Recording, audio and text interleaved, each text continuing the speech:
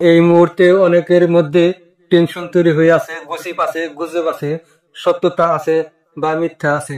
সব মিলিয়ে প্রশ্ন একটাই, শেখ হাসিনা এখন কোথায়? এই প্রশ্ন বহুবার উঠেছে। আর সর্বোচ্চ লেভেলের বার্তা হচ্ছে শেখ হাসিনা বর্তমানে ভারতে আছেন। ভারতে কোথায় আছেন?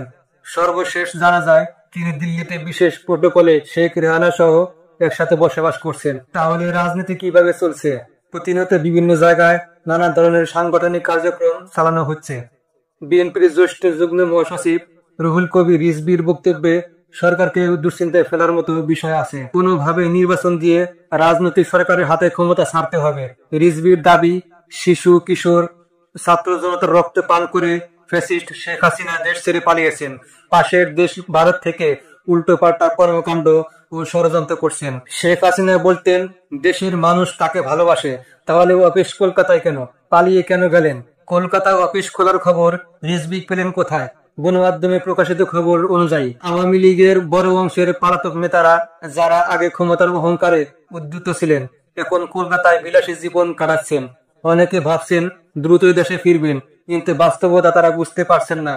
সহজে 6 মাস বা 1 বছরের মধ্যে আগের মতো রাজনীতি ফেরানো সম্ভব নয়। জনগণের বড় অংশ এখনো ডক্টর ইউনূসকে অপছন্দ করছে, বিএনপি ও জামাতকেও অপছন্দ করছে। কিন্তু দীর্ঘদিনের অন্ধকার ইতিহাস রাতারাতি মুছে যাবে না। কলকাতার রেস্তোরাঁয় বসে রাজনীতি করার ফুটেজ ও ছবি গণমাধ্যমে এসেছে। আসাদুজ্জামান খান কামাল সহ অনেককেই কলকাতায় দেখা গেছে। অনেকেই বিদেশে বসে অনলাইনে কার্যক্রম সংগঠিত করছেন। এখান থেকে শিক্ষা নেওয়া উচিত। অতিরিক্ত কোনো কিছুই ভালো নয়। কিন্তু আওয়ামী লীগ কি এটাই সত্যিই বুঝেছে? একসময় সবকিছুর চরম পর্যায়ে গিয়েছিল, এখন কলকাতায় বসে রাজনীতি হচ্ছে। ষড়যন্ত্র তত্ত্ব দিয়ে দেশে ফেরা বা রাজনীতি চালানো সহজ হবে না।